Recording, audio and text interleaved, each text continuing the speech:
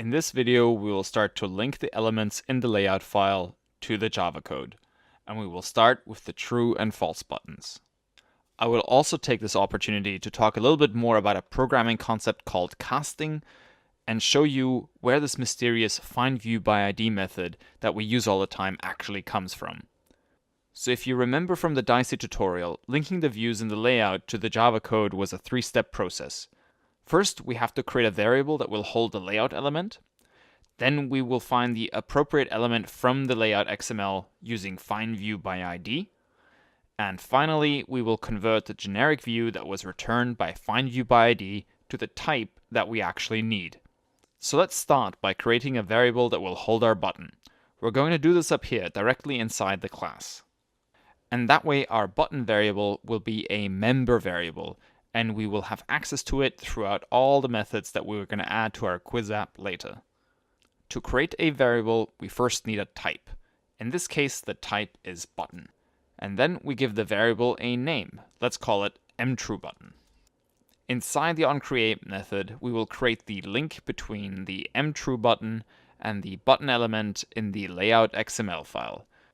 And to do that, we're going to set mTrueButton equal to what is returned by the findViewById method. Since findViewById returns a generic type of view, it doesn't match the type that we need for our mTrueButton variable. And this is why Android Studio gives us this error. mTrueButton can only store buttons because that's what we've specified when we created the variable. Since mTrueButton cannot hold something of type view, we have to convert the view that's returned by findViewById to a button using the following notation.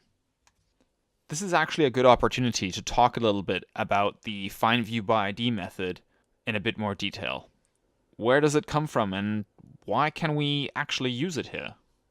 The first thing to understand is that all the code we are writing in this file is part of main activity. And our main activity is in fact based on an Android activity. And this is what the declaration at the top of the file is saying.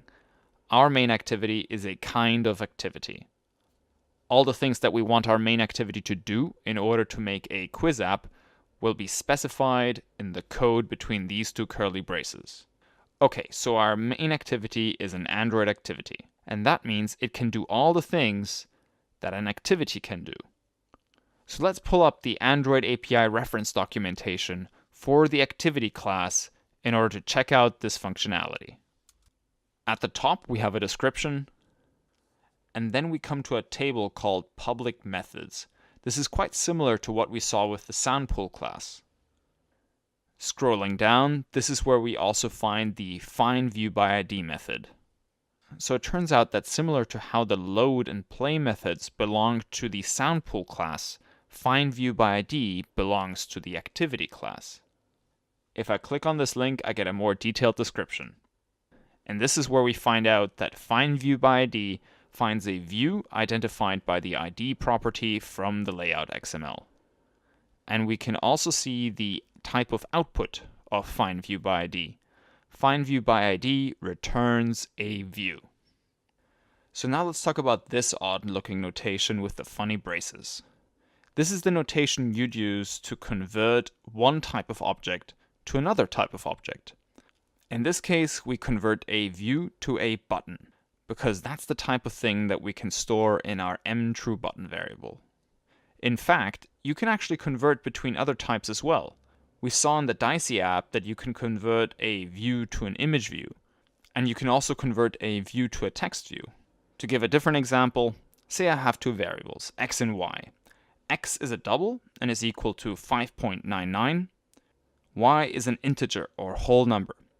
If I want to set y equal to the value of x, then I would first have to convert x to an integer, because otherwise I get a mismatch in types. And I can simply convert that decimal number or double to an integer using the same notation that we have in front of findViewById. Now, if I was to actually print the value of y to the console, do you think it would print the value 5, or would it round up and print the value 6, because that's the closest whole number to 5.99? The answer is it will actually print the value 5, because converting to an integer will truncate everything after the decimal point. In programming jargon, the process for converting between types like this is called casting. And here we are casting a double to an int. With FindViewById, we're casting a view to a button. Now there's actually some rules around casting. You can't just convert things willy-nilly. In other words, you can't always cast one type into another. For example, I can't simply convert a button to a progress bar, because the rule that we have to obey with casting is that both types have to belong to the same family or the same hierarchy. And you can see this hierarchy at the top of the API reference documentation. Here's the hierarchy for buttons. And you can see here that for a button, the object, view, and text view are in the same hierarchy. And here's the hierarchy for the progress bar. For the progress bar, only object and view are in fact in the same hierarchy. So this means that we can cast a button to a text view and vice versa, but we can't say cast a button to a progress bar. So there's actually no special magic going on with casting. All we're doing is telling the compiler, hey, trust me, I know what I'm doing, and I can guarantee you that this view returned by FindViewById is actually a button. For this video's challenge, can you link up the right false button by yourself? Just follow the same pattern that we used for the true button. I'll give you a few seconds to pause the video. And here's the solution. We create a member variable called mFalseButton, and then we use FindViewById to link mFalseButton to the element with the ID false_button. Okay, so in this video we've looked a little bit behind the scenes to better understand the code that we've been writing in order to link up the views in the layout file to the variables in the Java code. We've discovered that FindViewById belongs to the activity class along with a whole host of other methods. And we also looked at the notation and rules for casting in order to convert objects of one type to objects of another type. In the next video, we'll set listeners on our buttons and display toast messages to our users. I'll see you there.